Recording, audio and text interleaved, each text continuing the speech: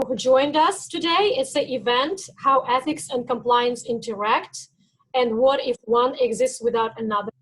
It's a conversation with Silvija Vij, author of Business Ethics, How to Develop Authentic Leadership. Thank you so much for joining us today for this conversation. And thank you everyone who joined us today. So I think more people will be joining later, but we will begin right now. Our conversation will last until, I think, 12 today, PC time. We will have a conversation with Silvija and for about 40 or so minutes, and then for questions and answers. And you will be able to post your questions in the chat box. We will be checking it regularly, and so we will be able to answer your questions after a discussion. So first of all, let me introduce myself, and then I'll introduce Silvija and outline the main goal for this event, objectives for this event.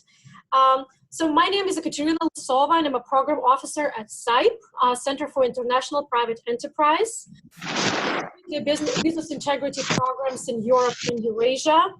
And we recently counted at CIPE, we have programs, business ethics and integrity programs in about 30 countries around the world. And this issue of business integrity, compliance, and ethics comes very often in our strategic discussions on how to engage small and medium-sized enterprises in our work, in our conversations, in our awareness-raising work related to business integrity and anti-corruption compliance. The question that we'll be discussing with Silvija today is really about these words, the business integrity concept, right, and compliance and ethics are used interchangeably. Synonyms.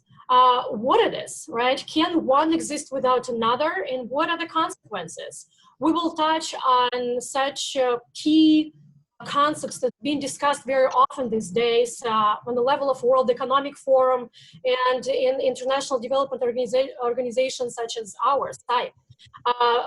And specifically, what the paper compliance versus legal compliance versus something larger than that, broader, such as business ethics. And now I would like to introduce our guest speaker, Silvija Vij.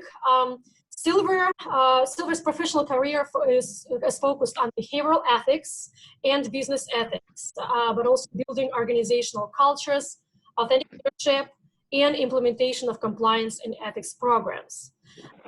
Has more than 20 years of experience in managerial positions in Croatia and abroad. Silvija successfully completed her doctoral studies at the Faculty of Economy in Zagreb with a thesis, The Impact of Business Ethics on Business Performance. Well, one of the key questions we are also dealing a lot in our programmatic discussions, how to address the issues of compliance and business ethics. Since 2015, Silvija holds prestigious LPEC Leading Professional in Ethics and Compliance certificate awarded by the Ethics and Compliance Institute. And since 2018, Silvija has been a member of the International Chamber of Commerce ICC Croatia Committee for Corporate Social Responsibility and Combating Corruption. Silvija has been also teaching for a long time as a lecturer at the Faculty of Economy in Zagreb and in other higher educational institutions in Croatia. Silvija also is a frequent speaker in the events dedicated to business integrity and compliance, and an author of the book, Business Ethics, How to Develop Authentic Leadership and Build a Culture of Happy and Engaged Employees with Ethics and Compliance Program, which is the first book that describes in detail the implementation of the Ethics and Compliance Program in the Croatian language. Welcome, Silvija, and thank you again for participating in our discussion today and being willing to share your experience, your expertise on this issue. I know you've been studying for a long time, so we're very happy to have you here. I just want as a note to mention that for the first time, the book came up and this discussion came up during our regional meeting with the partners that we work on business integrity and compliance in Europe and Eurasia region in Kyiv last November 2019. And Silvia brought up this news about the book being published. It was really just a week or two since the book was published. And we had a lot of questions from other participants in that partner meeting. So therefore, we decided that we would open this discussion, not just the participants, our partners in the region, but also to the broader audience. And thank you so much again who joined us today for this event. All right, so Silvia, I'll just start with again, first question. I'll ask a couple of questions and then I'll allow to ask their questions as well. So how did you come up with the idea for this book? Why did you decide to study this topic? Katya, thank you for this introduction, first of all, and also I would like to say hello to everybody, to all participants, and also to thank to CIPE and and Irina for having me today. Actually, my business ethics journey started 12 years ago. And in that period of time, I was a marketing manager in one Croatian organization, and we were a distributor for several US companies and also several international companies. And I was in charge for marketing department for Croatia, but also I coordinated marketing activities in all territories that we had representative offices. And in that period of time, probably like all others managers in these ages, I wanted to develop my managerial leadership and communication skills. And I started to attend many trainings and started to research this area of management and leadership. And I found a notion of authentic leadership by Bill George. He's a Harvard University professor and former CEO of Medtronic. And in that period of time, I think it was 2003, and he said that we need leaders who lead with values, purpose, and integrity. And that really intrigued me, and I wanted to discover how to develop authentic leadership and how to implement integrity in business. And I knew when I speak about integrity, we should know that according to the definition, integrity means being honest and having strong moral principles. And I knew if I want to research this topic, that I should start to research morality and ethics in business, because leadership is a part of business. And therefore, I started to read books about business ethics from well-known authors, mostly from US. And I found there some new terms for me. One of them was compliance, and another one was ethics and compliance program, because in that period of time, that was 12 years ago, these terms were completely unknown in my country. And I was so excited when I read all this material, and then I decided, yeah, that's really a topic that it's very interesting to me, and I would like to explore it, and maybe once in the future become an expert in that field in my country.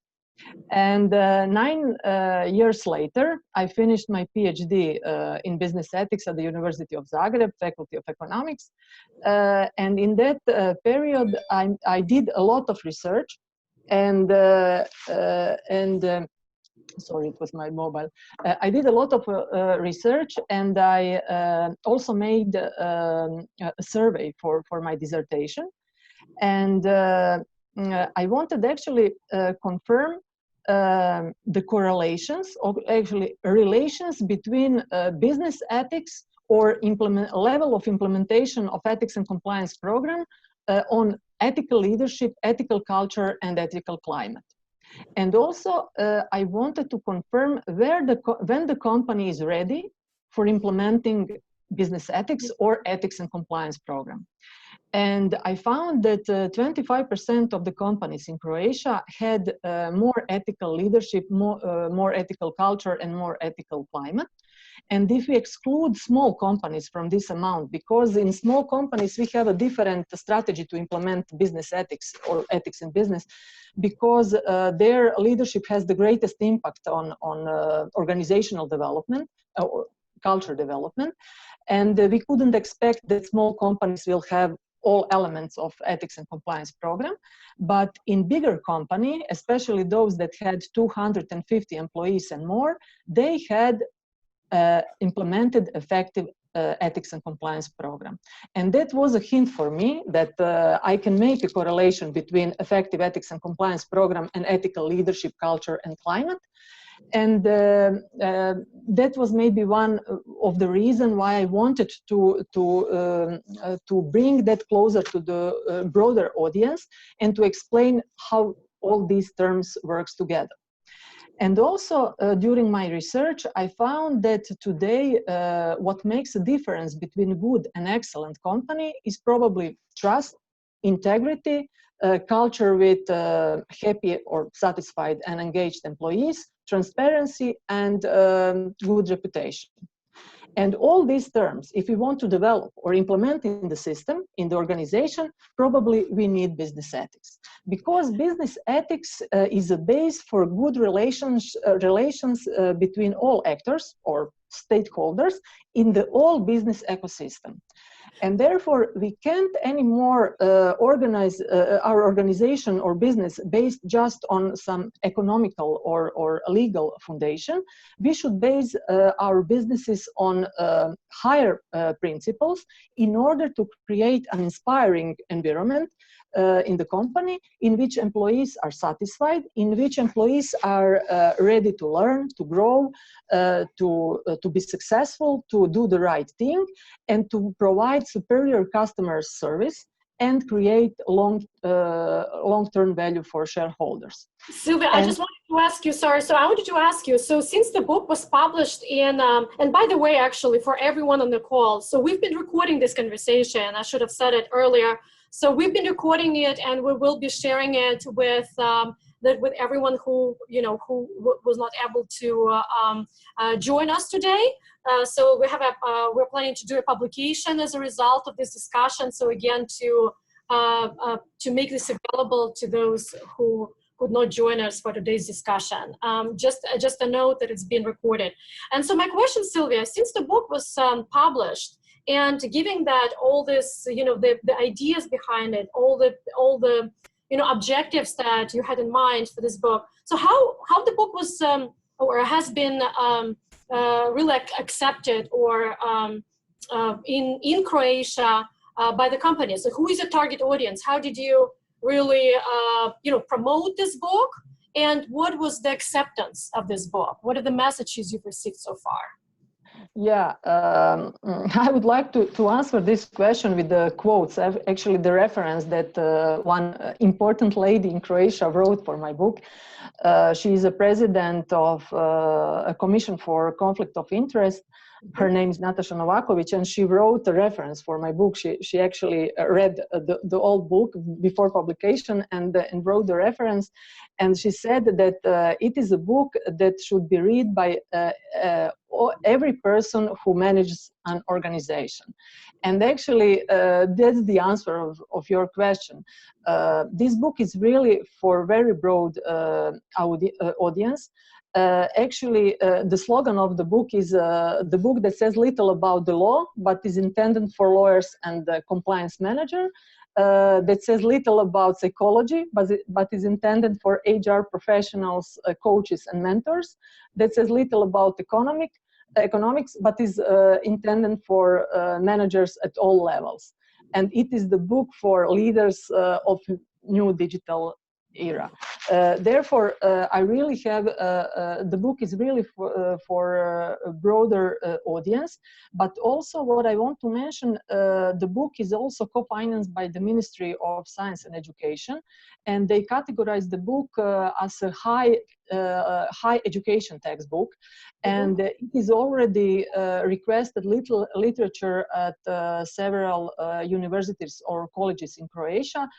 And I wanted to mention that because it's important, because I had some experience at the university, and when I spoke with students about business ethics, they are very interested in that topics, and they like to participate and attend the business ethics courses. But many times I'm heard at the end of the semester that said, yes, it was nice to learn all these things and to hear everything about ethics, but in reality it doesn't exist. And therefore I put in the book 30 cases, examples, 10 bad examples, like 10, the biggest scandal in the world, from Enron to Theranos or Bernard Madoff, etc. But also I put 10 good examples. And some of these good examples are the most ethical companies in the world, according to Ethisphere Institute. But also I put 2 Croatian examples. And I put 10 ethical dilemmas in which I lead readers to understand, if they make decision on a certain level, they can understand on which level of ethics they are. And therefore the book is, as I said, it's right for all this audience, but including also students. Okay, and so how about, the topic of our discussion is whether, business compliance, anti-corruption compliance, and ethics, how do they interact? Whether one can exist without another. So what is your finding? What is your takeaway? Can they exist without each other? What are the consequences? Yeah, it could, but maybe it's the easiest way to explain that is to explain the difference between rule-based and value-based approach of compliance program. Actually, if we speak about rule-based program, it is probably more legalistic. And the problem is, from my experience and in my country, but probably that's the situation in many countries in the world, that we can find more compliance program that has this approach, rule-based approach. And maybe just, I don't know, but from my perspective, it's around 25% of all programs, as I said, in my country, is actually value-based. And this is a big difference. For example, compliance officers who work for a company that they have a rule-based approach and a rule-based compliance program, probably they don't understand how to implement ethics. And when I speak with them, they know that ethics is important in business, but actually they don't have tool or a way to implement it in system. Because rule-based approach, as I said, it's pretty legalistic, and their job is on the daily basis check new regulations on the market where their companies operate, and to check new regulations and to comply with them.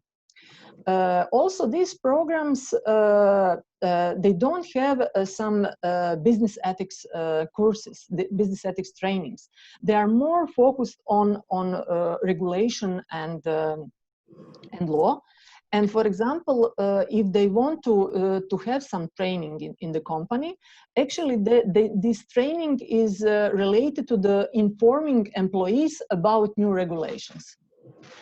Some of the companies also have some trainings related to some compliance risk, for example, corruption, conflict of interest, money laundering, etc.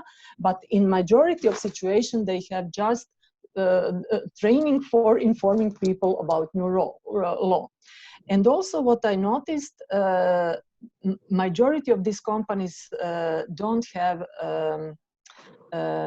anonymous reporting system also. Therefore, they probably compliance function in these companies is also organized probably like a silo. And if they speak with other employees in the company and ask them, I don't know, what do you think about our function and what do you think about our job? Probably other employees don't know exactly the describing of their job and think they behave like police officers. And this is a problem. But from the other side, if we speak about value-based program, or we call that also integrity-based program, they are quite different. They are based on a value system, and the biggest difference between these two approaches is because in rule-based approach, the responsibility of the implementation of compliance program is in compliance manager, but in value-based or integrity-based program, responsibility is on all leadership and management. And their compliance manager is just like a coordinator. But in many companies today, he also acts like a coach or mentor to board, to leadership, to managers, and also to all employees. And also, as I said, this program is based on values, and actually values should be developed from the top, from the leadership, and they should be implemented in all systems, and their program is based on values. Also their trainings are pretty different. They have some compliance risk trainings, but also they have some trainings related to some business ethics topics like values, like morality, like integrity, etc. So Silvija, what would, so thank you so much for kind of putting this very, clear, the rule-based approach to the value-based approach. So as I said, the rule-based is more kind of legalistic anti-corruption compliance system in place, right? And so the value-based is more kind of business ethics. And that's what we actually see in, for example, I refer to this very famous book, was published in 2010 by the Society of Corporate Compliance and Ethics. It's available for free. It's called A Compliance and Ethics Program at $1 a Day, How Small Companies Can Have Effective Programs, by Joseph Murphy. And so this book really, as you see, it says a compliance and ethics program. So it's all together without distinguishing, one from the other. But there is a definition. So he provides definition that compliance is, follow the law, and ethics is doing the right thing. So in practical terms, so when companies, for example, choose the rule-based, not the rule, the rule-based approach, there is a framework on anti-corruption compliance with very clear guidance on how to create one, with key categories that have to be addressed. So there's a lot of guidance out there from Department of Justice, and the Securities Exchange Commission in the US. But what about the value-based approach program? Would the company use the same framework that is, that is they're using for anti-corruption compliance, or it will be something different? Yeah, it's a different approach, but to understand that, maybe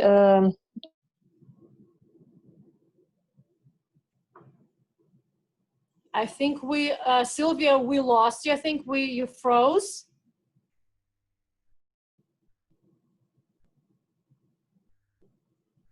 Okay, just a moment. Okay, yeah, you're back. Yeah, I'm back. Okay. You froze for a second. Sorry about that. Okay. Okay. So yeah. Okay. I will repeat. Maybe we missed something. Okay. Actually, firstly, I would like to explain the difference between compliance and ethics. As you said, compliance refers to the set of rules, guidelines, and regulations that one company should follow. And ethics, from the other side, is something that we can choose to consider when we make a decision. And also, what is important to understand, compliance gives us the answer on the question, what? What should an organization follow? And from the other side, ethics give us the answer on the question, how? How we can achieve what is determined by the rule. And therefore, to build, let's say, the compliance culture, or it's better to say we can't achieve compliance without first behavioral problems in the culture. To understand what affect ability or willingness of people to obey the rule. Because according to the definition, ethics refers to the moral standards that govern people behavior. Behavior of people in a culture, in an organization, or in a group.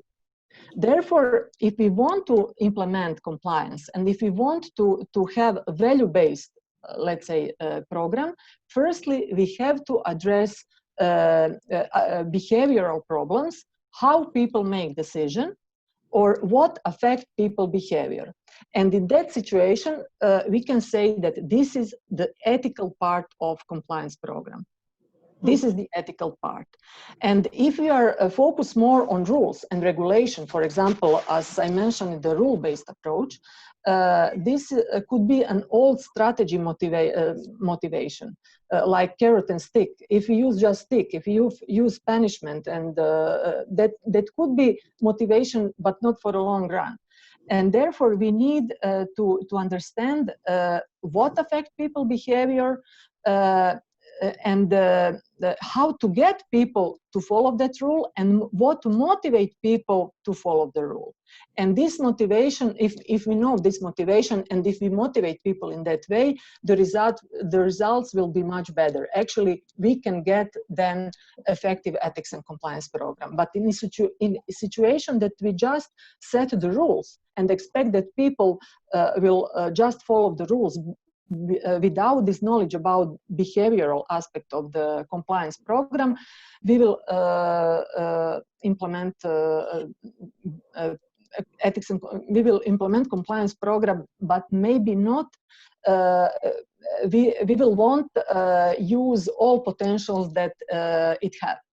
Oh, Silvia, yeah, my question to you, you mentioned the motivation is the key, right? So to be really understanding, I think it's a behavioral ethics and behavioral economics to deal with that. Or what really motivates people, those incentives, right? The incentives come, where would motivation come from? Who provides that motivation? Actually, value system. Therefore, the name of this approach is a value approach, because everything starts with values, because values actually is something that motivates us. And maybe I can explain you that with one example of, we call that actually when we assess ethics from virtue ethics, from virtue ethics level, we use one example, and maybe I can explain you in that way. I think that will be easier to understand. It is very important when we speak about motivation. We should know the difference between reason and motivation, because it sounds the same, could be synonym, but it's quite different. Because we can have the reason for doing something, but maybe the motivation for doing this is not the same. And let me tell you an example with one very simple story. We can have a fireman, and we can have a burning house. And this fireman will jump to the burning house to save a little baby. And this is the reason, actually. His reason was to save a little baby. Therefore, he jumped into the burning house. But actually, we should ask ourselves, what motivates him to jump into the burning house? And this is something different. Actually, his courage motivated him to jump into the burning house. The value, courage, motivate him, because if this fireman doesn't have, if he is not a brave person, probably he will never jump into the burning house to save a little baby. And that's the difference between reason and motivation. And we should understand this difference if we really want to know what motivates people. Therefore, we are motivated by our values. Okay, so it's not something that comes externally, for example, from the government in the way of some incentives, you know, the laws that would require. Probably reasons come from the external. Right. Yeah, they are external, but the real motivation is something different. It comes from the value system, and values come from our unmet needs. And this is important to know. If we have any unmet needs, actually we will have, we have a motive to solve to get this need.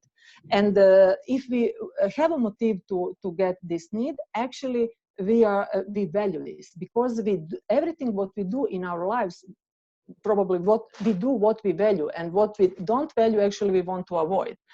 And if we have any unmet needs, we want to satisfy that. And that's the reason why people behave in a certain way. But if we have some unmet needs from the lower level of, if we speak about Maslow hierarchy of needs, and if we want to satisfy some unmet needs from the lower levels, these unmet needs could bring us and lead us to unethical behavior. And therefore, it's very important to understand this distinction, between this. Yes. So I see that there are a number of questions already coming in from the chat. Thank you very much. So I'll just want to give everyone a heads up. So I have a couple of more questions to ask Silvija for probably about 10 minutes, and then we'll get to the questions from the audience. So Silvija, just another question. I want to again refer to this book that I just reread by Joseph Murphy, this compliance and ethics program on $1 a day. And so here he says the following phrase.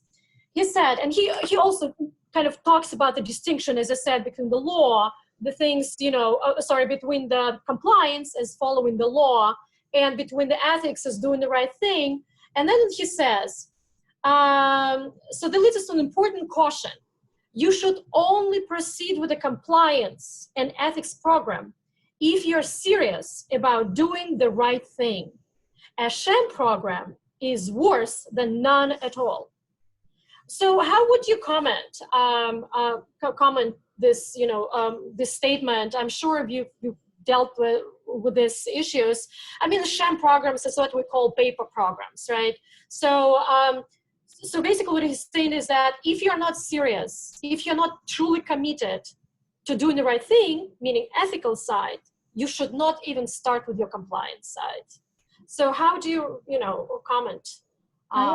That's probably it. In this situation, that looks like a window dressing. If we want to show something to others and not implement in the right way, probably it will look like window dressing.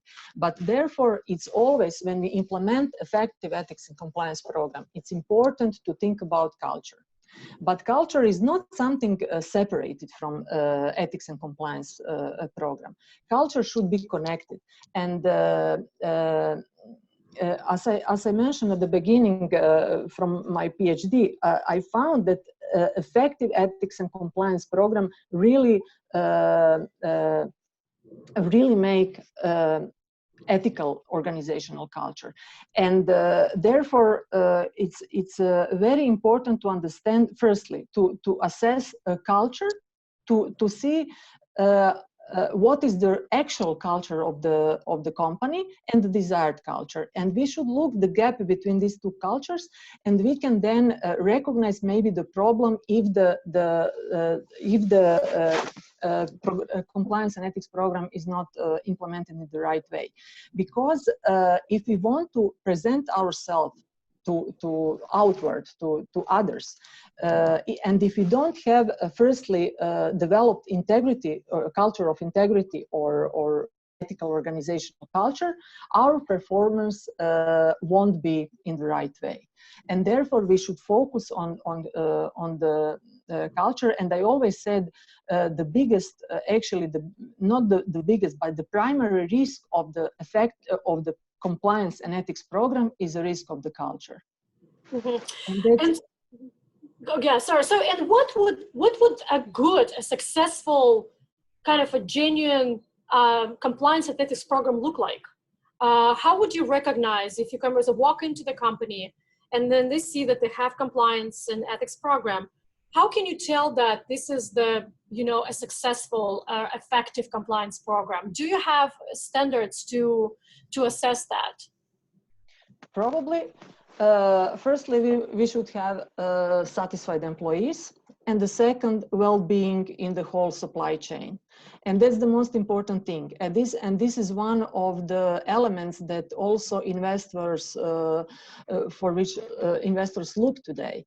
It's very important that organization develop or implement well-being in the whole supply chain, including suppliers and sub-suppliers. And this is maybe the best sign that the ethics and compliance program is implemented effectively.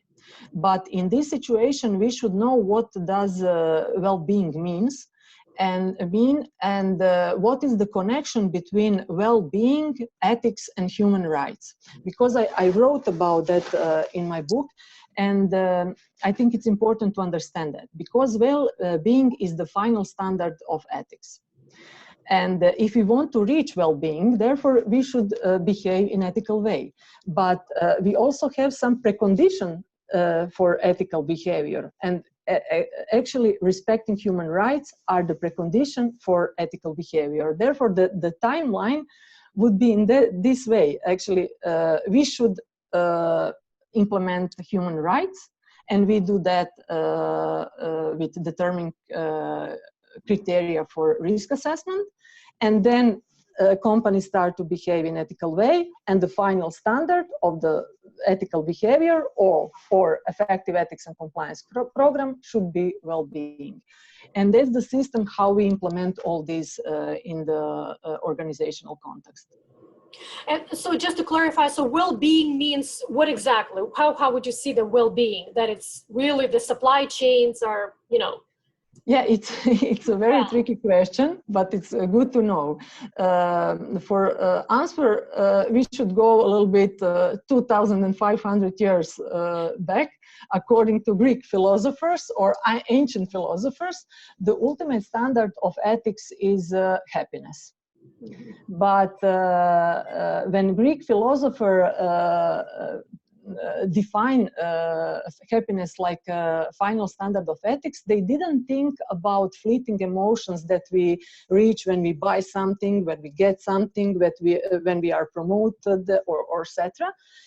They think about to have a peaceful, lasting sense of satisfaction or fulfillment, and to live morally right life. And that's the definition actually of true happiness, inner joy, well-being, and welfare. Therefore, that means well-being in the according to the definition of philosophers. But also they said to reach well-being, we have to behave in ethical way. Yeah. So I just have two last questions, and then I'll open the floor and I'll read you the questions that came through the chat. Thank you so much. If you can think of some questions, specific questions, please keep sending it through the chat, and we will have time to address those. So my two last questions are, the first one is, again, as we talk about, you know, motivation and value-based compliance and ethics program. So to my question of what motivates people, right? So it's like real values that people already hold, they have those. But, you know, what if they are not aware of this, for example? Is there a situation when they're not aware, where they're not sure whether it's the right thing to do or not, and they need some guidance? And here I'm just mentioning that at CIPE, many of our programs we start in based on our partners, you know, feedback from our partners, private sector players in around the world, is that they need more awareness raising.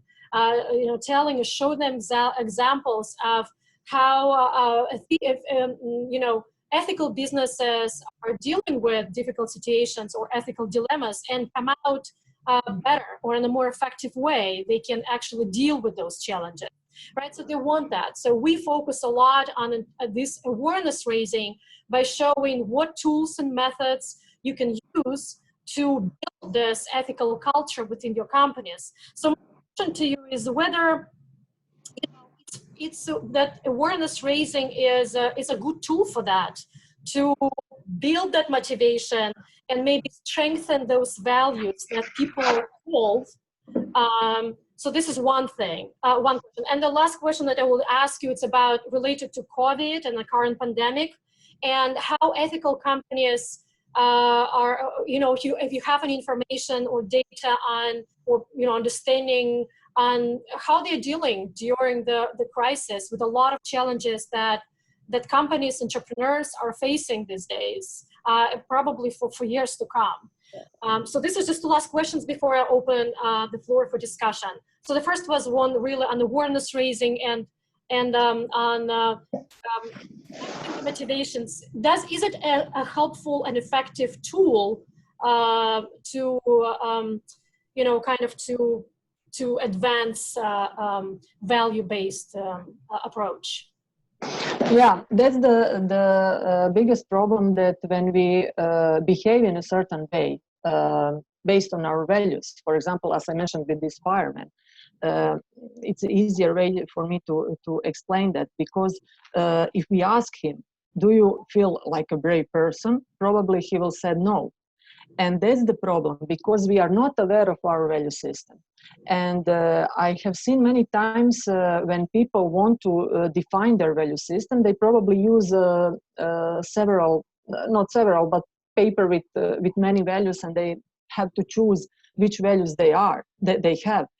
And probably I always have seen that they use integrity and trust. And this is normally, but because we usually overestimated ourselves, and we think for ourselves that we are person of integrity and trusted people, etc.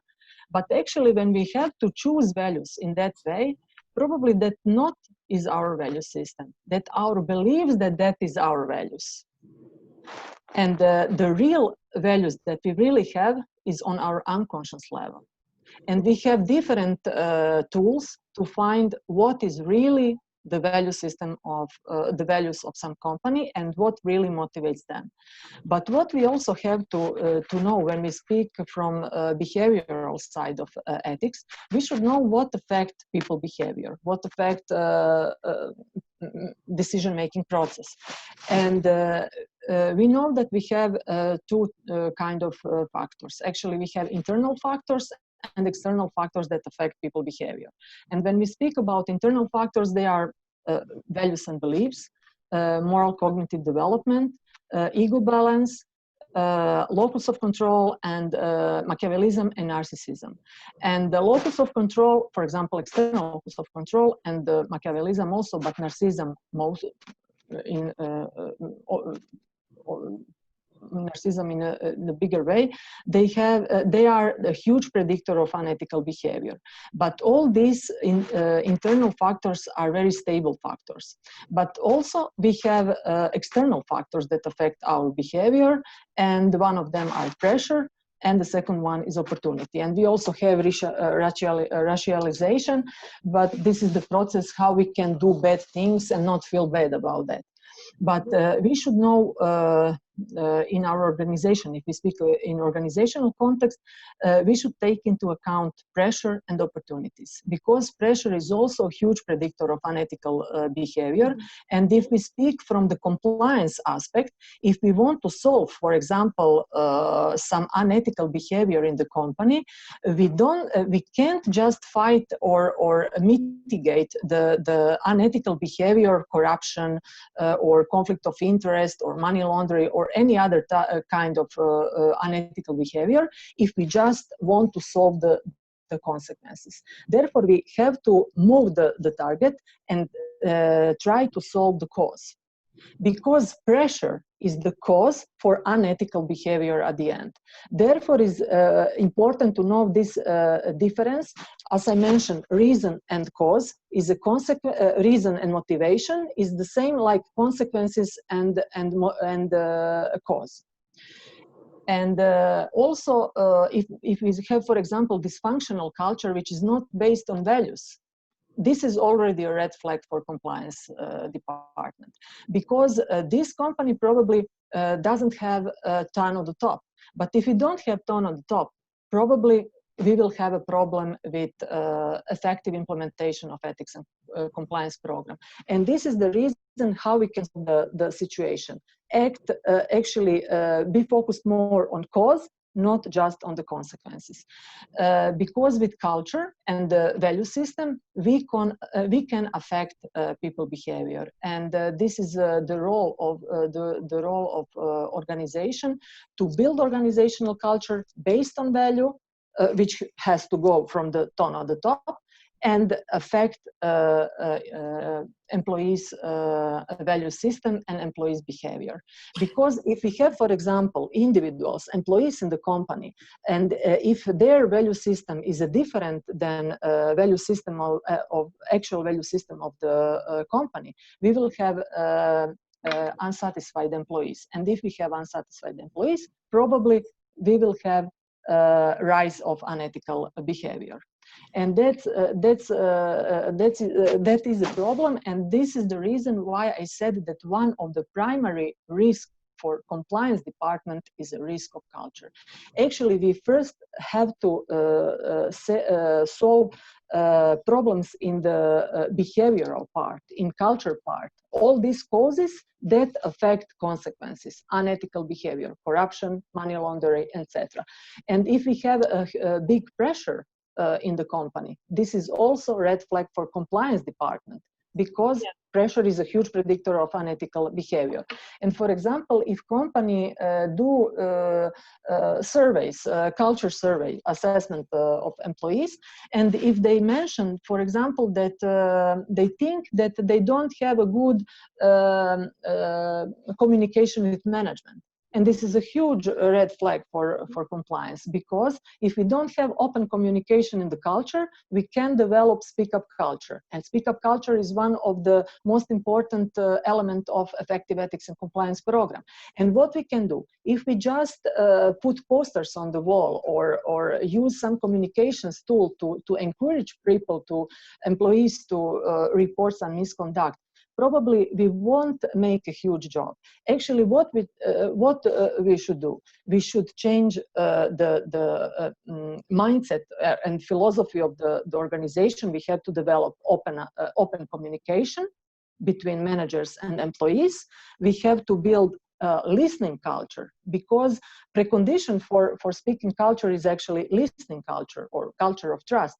And then we can have the result in increase of reporting some misconduct. In other way, just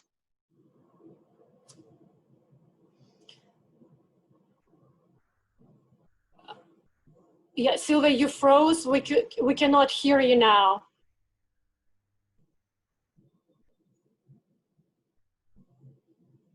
All right, let me see if you just come back. Yeah, we're back now. Sorry, we couldn't hear your last point. Okay. Yeah. I just mentioned that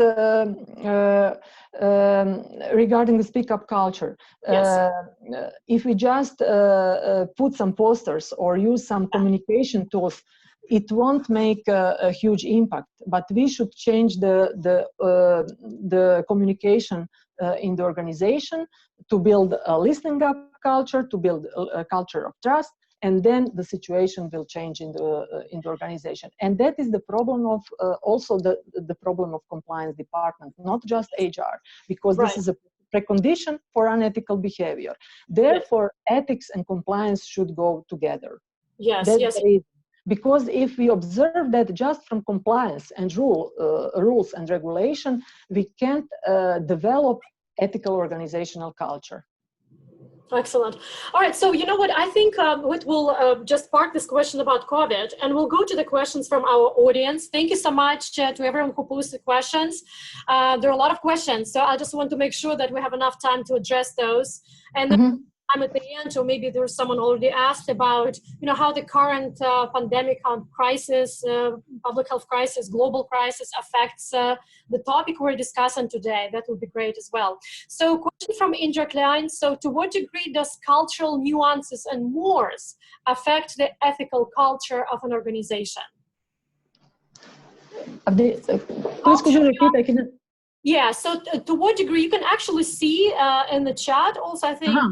You should be able, if you click on the chat, you can see, and it just started from from Indra. Yeah, so to what degree the cultural nuances, meaning the cultural, you know, differences or cultural mores, the traditions, affect the ethical culture of an organization? Does it affect at all the differences and how relate? For example, this is the question that often comes up when we discuss gifts and hospitality. In some cultures, it's very common to give gifts, right?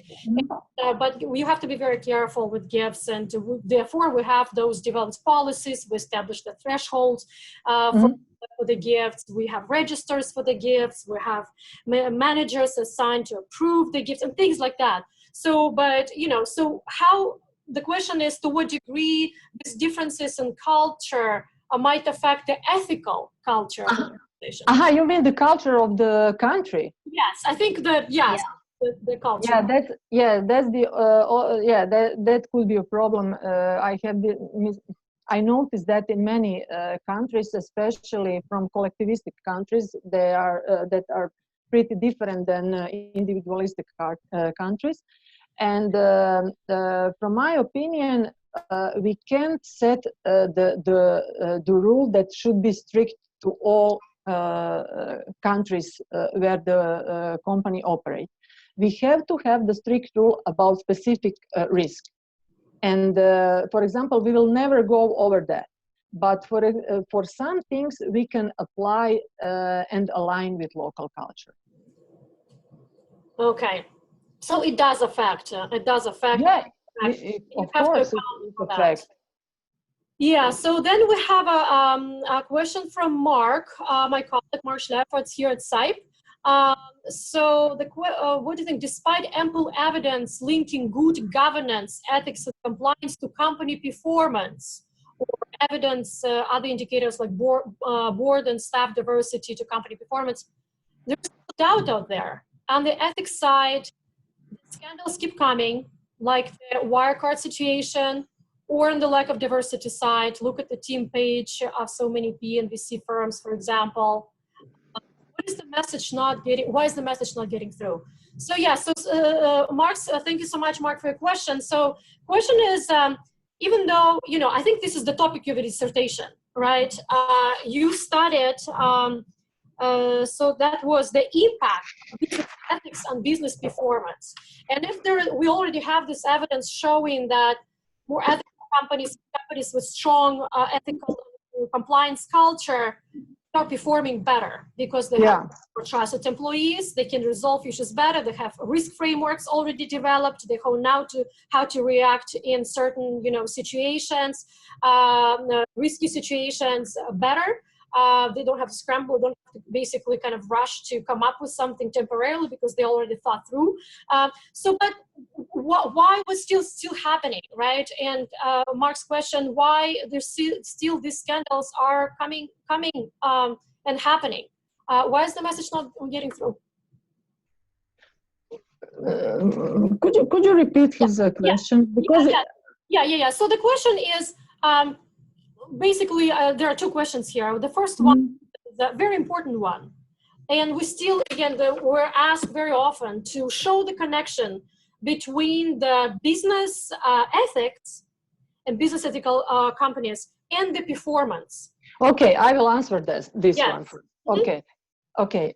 We should know that business ethics has the greatest impact on organizational performance, but in the short run, this is a cost, and people usually observe it like and perceive the compliance department or business ethics in the company like cost center, and they won't implement that so easily. But we should know that business ethics or effective ethics and compliance programs actually is a catalyst for an organizational culture. And it drives work performance and help employees reach full potential. As I mentioned at the beginning, was the benefit of implementation of business ethics and system. But what is important to know, it is very hard to measure the effectiveness of implementation of ethics and business program and performance. But we should know that effective ethics and compliance program has some additional benefit. For example, increasing productivity through integrity, enabling better communication to transparency, and increasing employee commitment and satisfaction. And all these actually benefit the final performance on the company. Business ethics has a much more benefit which can be measured in non-financial indicators. But these non-financial indicators actually affect financial indicators at the end. And that's the connection. It's very hard to prove, but we have, for example, I'm sure that majority of attendees know the results from Ethisphere Institute.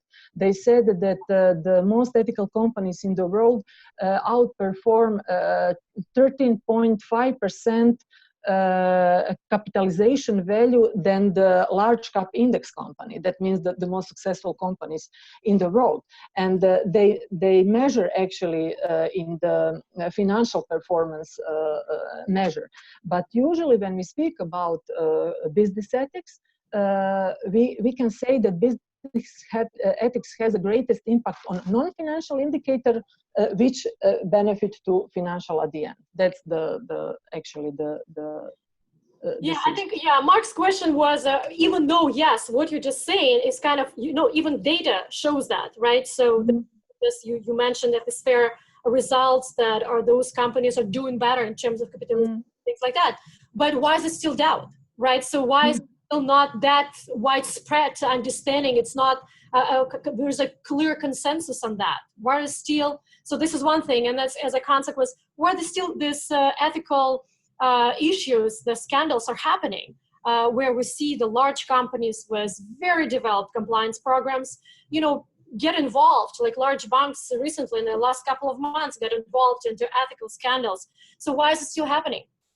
Yeah, these scandals happens probably in the corrupted countries. And that's the problem, because these multinational companies can get a job there and can work there if they don't pay bribes or anything else. That's the problem. And therefore they decided, for example, operate ethically in their originate countries. But when they operate in other countries, probably they maybe comply with local laws, but not with ethics. And that's the reason why investors today look for the well-being in the whole supply chain, including suppliers and sub-suppliers. And in that way, they actually expect that companies in the world take care about ethics, because as I said, if you want to implement well-being in the system, that means that you behave ethically. But if you want to behave ethically, you have to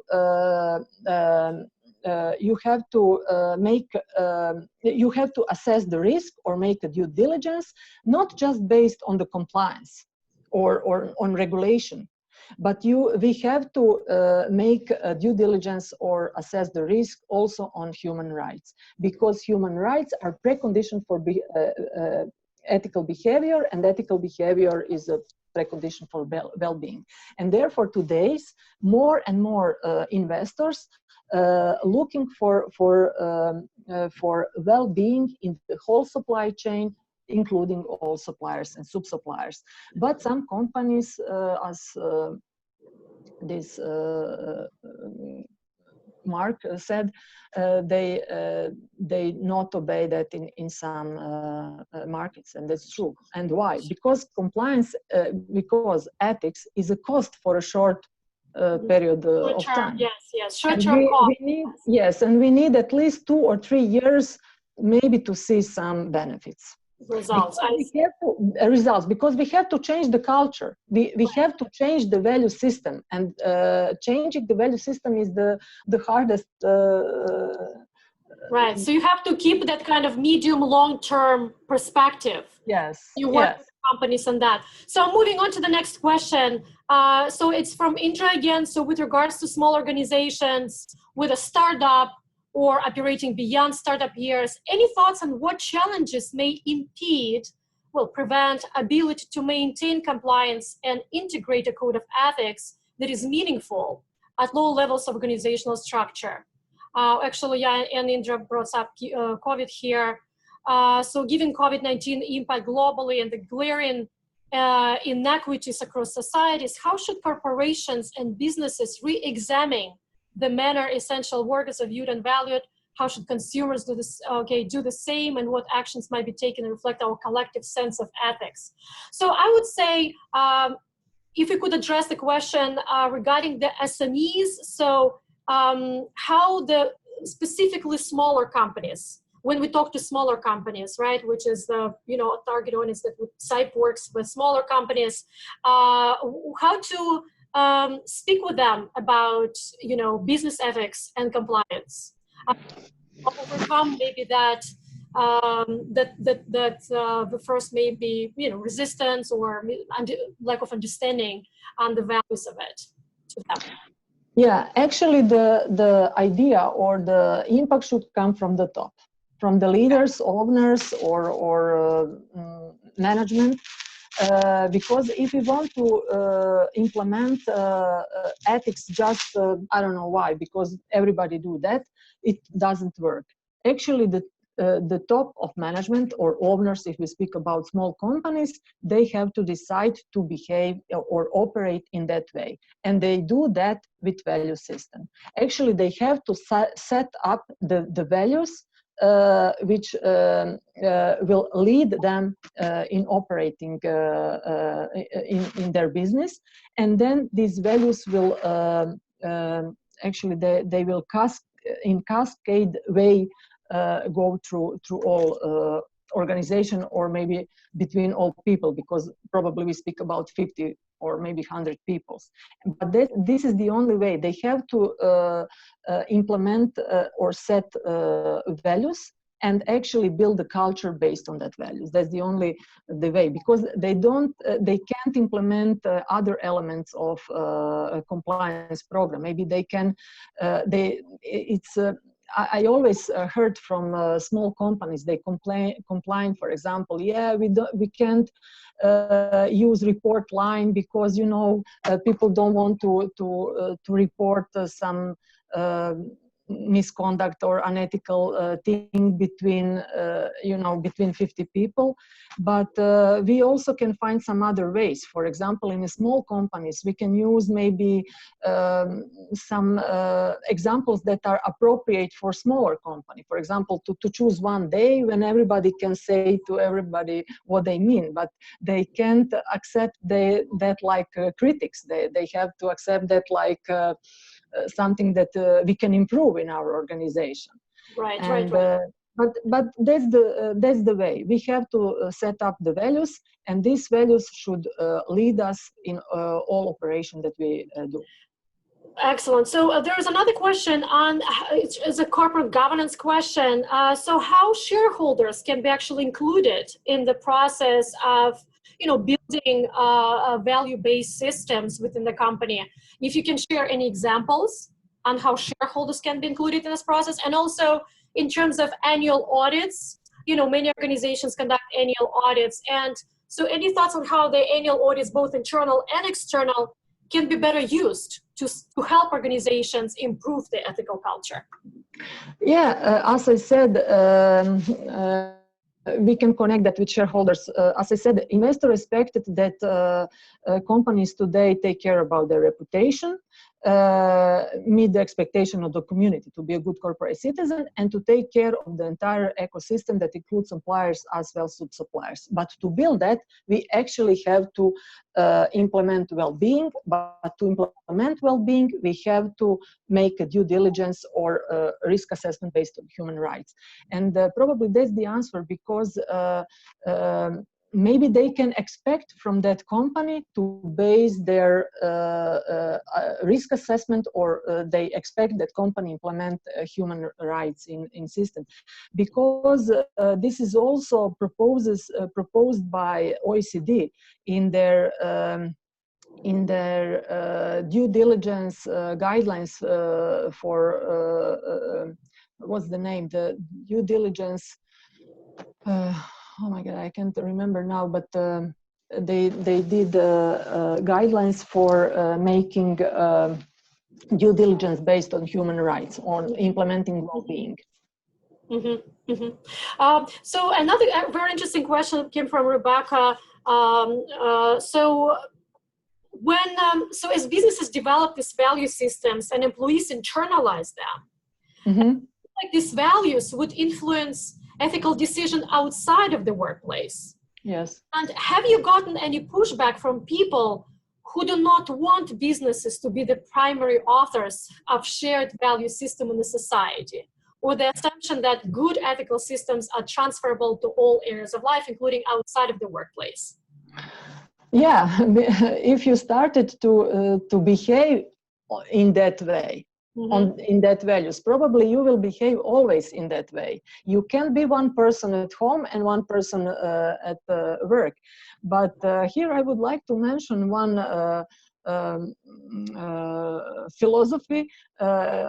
It's from Steve Priest. He said that we have 88%. This is the rule. 88%.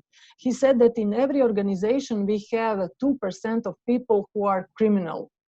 He said they are criminal, but this percent could go to 2 to 6%, but he said in majority of cases it's 2. And we have 10% who are saints, and we don't need to do anything with them. But we have this 88% of people, therefore the name of this rule is 88 rule, who are good people, but maybe they can in some certain situation behave in a unpredictable way. And therefore, when we set the values and when we develop organizational culture and when we want to affect their behavior, actually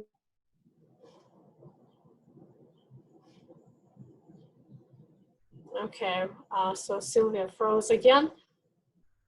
So it's probably, yeah, so just wait a second. Oh, you're back, Silvia, sorry. Yeah, okay, so yeah. Yeah, just I don't know what happened. Usually I have a good connection, but... Well, it happened to me and the last time so too. I actually froze a couple of times. So hope, luckily not this time, but yeah, it happens. It happens to all of us. So yeah. You could just repeat the last sentence of what you said. Yeah, as I said, we have 88% of people and we have to affect their behaviors with values. Actually, we can affect people behavior with culture, because culture is an external factor which can affect people behavior, and it really affects.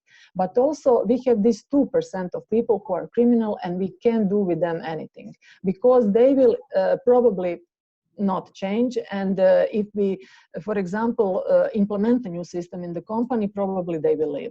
But therefore, we have to take care about that when we employ people, when we have a recruiting process. And I also speak with many compliance managers and ask them, do you participate in the recruiting process, for example, in your company? And probably answer is always no.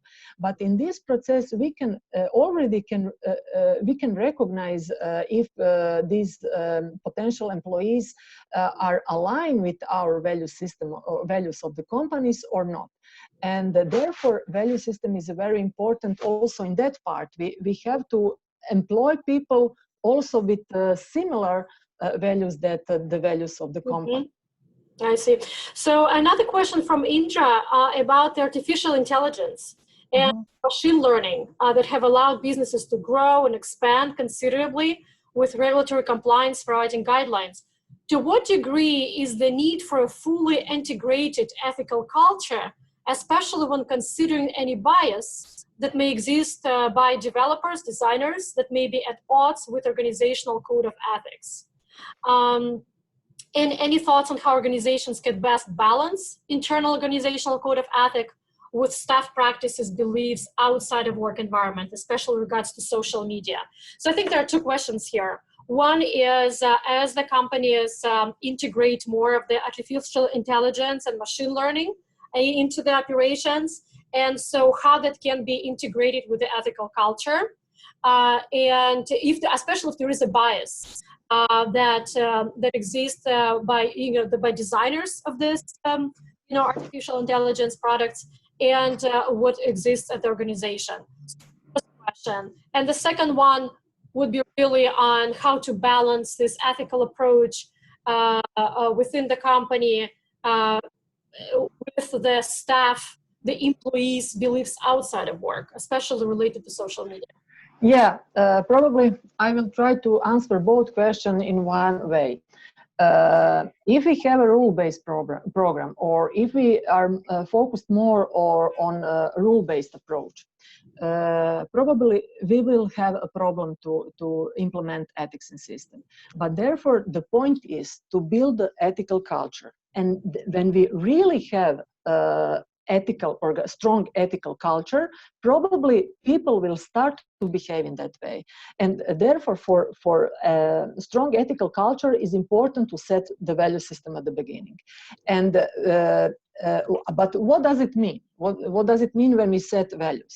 That means that we have to use these values like a criteria for risk assessment. And that's important. That means that everything what we do with in our companies is based on risk criteria.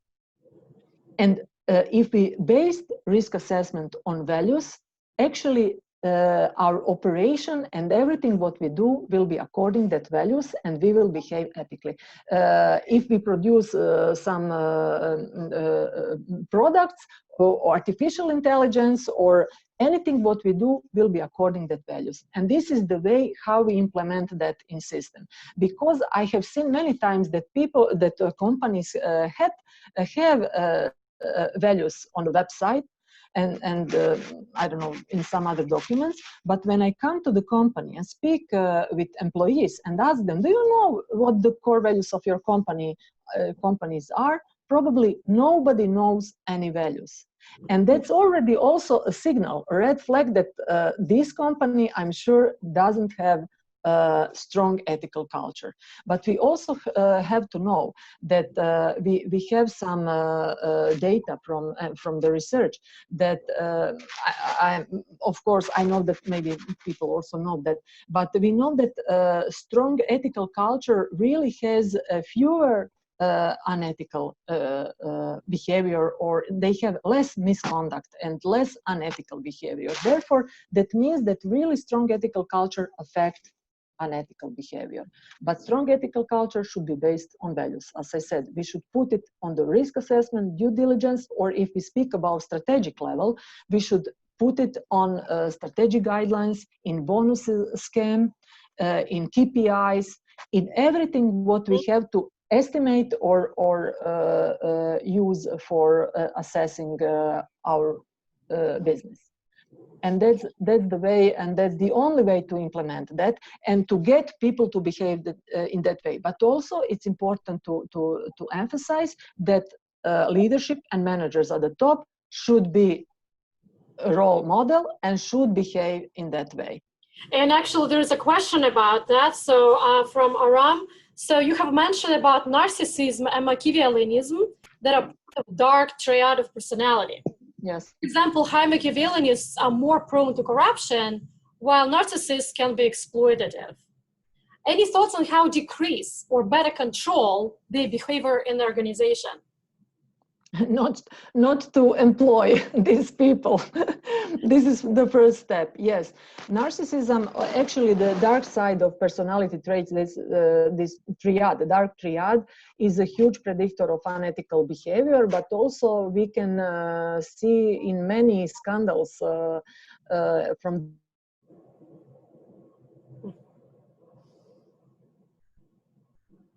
run that organization. Go ahead, continue. Yeah. The run that organization probably was one of these personality, actually dark side triad, and that was the problem. But I had one experience. We actually worked for one organization, and they had a problem with narcissistic person. Mm-hmm. It was pretty hard because, as I said, 2% of people, as Steve Priest said, is like a criminal. But that doesn't mean that these people will go to the bank and rob the bank. But their personality is they behave in criminal way. And as I said, if you really have a problem with narcissistic person, it will be very hard to change it, because some personality traits you can't change. So, And in that situation, it's better that these people leave the company than you want to change it. right. So there is a question from Radu. Hello, Radu. So in the European Union, we have various EU directives, such as one focused on corporate responsibility, sustainability reporting, local anti-corruption laws of all markets. In the same time, it's proven that the stock market is not affected by the unethical behavior of the listed company. This year's Eurobarometer shows that 1 in 4 EU citizens would bribe a public official, an extremely worrying number. Considering this, how should a startup or a young company be convinced to act ethically? Do you believe that young entrepreneurs in your country are naturally ethical, or ethical conduct is law determined? It's something that we discussed a little bit earlier, but just it's a great way to get back to that. So yeah, did you understand the question? Yeah, I understand. We have the same problem probably in my country, but I think this is the problem of many corrupted countries or non-democratic societies. Because if you have to do the job just in that country, it's very hard. But I have seen in my country that startups and other, how can I say, companies from IT sector, actually, if they are orientated internationally, they don't need to be corrupted, because internationally, if they operate internationally, they have to have a good quality. But in non-democratic societies, the system is different. And if you are focused your business just on the local side, unfortunately, in the real world, it's very hard to behave in ethical way. Yeah, but I think Radu is also mentioning here is the Eurobarometer, basically this for the European Union, the data, even in the European Union, it's a worse data that shows that unethical behavior is still widespread. So, yes, but as corruption is widespread, but the problem is that in corrupted country, this is the way of doing business. But around the world, you can find some corrupted activity. So now I think we're going back to the question. So kind of going to the question, we have just 9 minutes left for our discussion. I encourage everyone, if you have any last questions, please ask them, put them in the chat. So how, again, let's going back to also to Mark's question that, what can organizations like CIPE, all right, we're working private sector, our organizations, business support organizations and private sector companies around the world, how can we support and promote the ethical culture, show the benefits of ethical behavior within companies and support them with the tools? So what would be the best approach from your perspective? I think it's important to raise awareness about benefits, but not benefits that are focused just on consequences. As I said, from my perspective, it is much important to emphasize the benefits that are connected with cause. As I mentioned, increasing productivity to integrity, enabling better communication to transparency, increasing employee commitment and satisfaction of employees, satisfied employees. All these are benefits from effective ethics and compliance program, and all these benefits made a huge benefits to the consequences to mitigate the risk or to mitigate unethical behavior. Yeah, and so in terms of, again, the current crisis that's happening, so what would be your advice to the companies that are, that are young companies, or, the companies that are trying to do the best thing and under these difficult conditions, trying to survive? So how should they behave? How should they maintain their business, ethical culture? Actually, I have seen that during the first wave of COVID, I noticed that companies that had a stronger ethical culture they went through COVID much easier than other companies because their culture is based on values. And if your employees behave in that way, it's not important if your employees are in the office or they work remotely, because they will always behave in that way. But if we don't have this strong organizational culture, probably people will behave in different way when they at home. And I think that today I saw one data that during this COVID, during the first wave of COVID crisis, the corruption activities are recognized by 63%, that, and people expect that it will rise to 93% corruption activities, corruption at all. Therefore, it will be a big problem, but therefore, as I said, to solve the consequences, we should solve the cause. Because how we can regulate people when they work remotely with rules? Very hard. But if we develop organizational culture, and if we set the values and set the organizational culture based on that values, and if we promote these values, and if we really operate in that way, and the managers and leaders operate in that way, and employees see that, they will start to behave in that way. Mm-hmm. Thank you. So there is another question from Rebecca. When you're working with companies, do you recommend specific values that they try to develop, or do companies come up with those themselves? No, that's the... Yeah, which values do you recommend? And are there trends you can see and the values that they want to develop? Yeah, this is the very important process. And as I said, if we just choose, for example, it goes in that way. People from marketing, HR, or maybe some other departments sit together and they choose which values they would like to follow. But this is not the point. We have to measure, and we have special tools how to measure actual values in the company, because values are already there. Because people are already there. And the best system is to measure individual values, values of individuals, actual culture values, and desired culture values. And then we can decide which of the values are in the majority in the culture, and we can choose these values. Also, if we choose some desired values, my suggestion is always that we don't need to choose more than 5 values. But we also have some examples from the world that company has 10 values or more values. It's no problem. But 5 or 6 values is enough.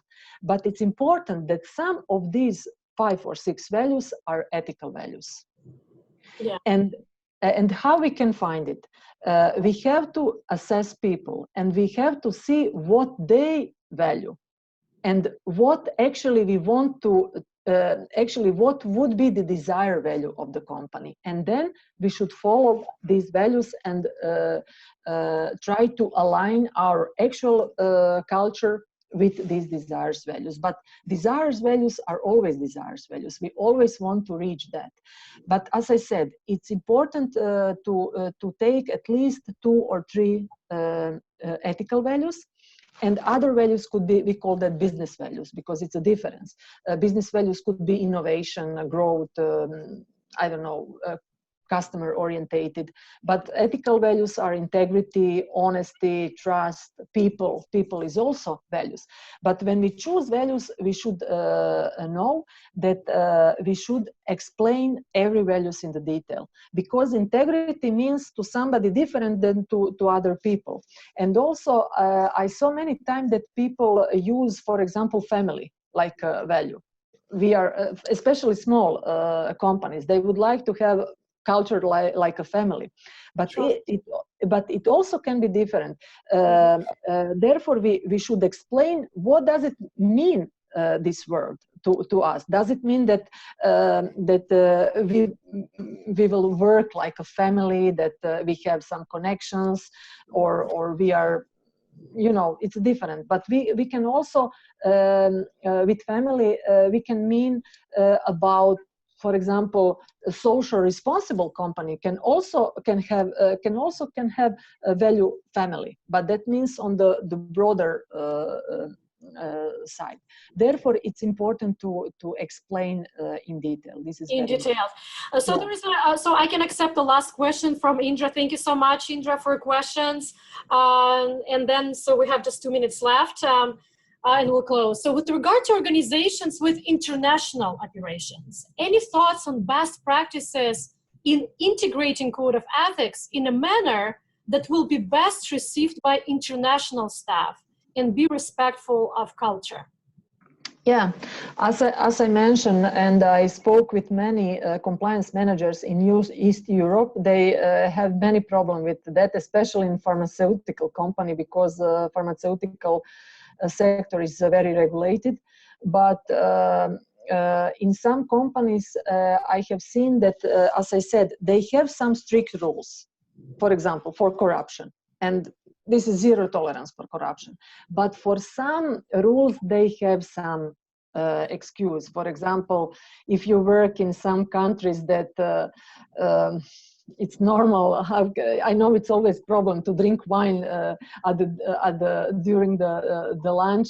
I don't know why, but people complain me that it's really a problem in their countries, or maybe in some other countries, some other things. Therefore, we can accept some cultural differences, and we can align with cultural differences. But some major risk, no. For example, corruption. Yeah. Well, we are at 12 o'clock p.m. in Washington, D.C. Thank you so much to Silvija for your answers, for this discussion, insightful discussion. Thank you to everyone who joined us with discussion, for your excellent questions, and for very active discussion. Thank you so much again, and we hope to see you at our future events. And also, just to give you a heads up, at CIPE we are working on the guide to promote ethical culture in small and medium-sized enterprises, where we will draw on the findings from these conversations, how to really make sure that there is both law and doing the right thing, building the ethical cultures in the companies. Thank you very much, and have a wonderful rest of your day. Bye-bye. Yeah, thank you. Thank you very much. Thank you to all participants, and to you, Katja and CIPE. Thank you. Thank you so much.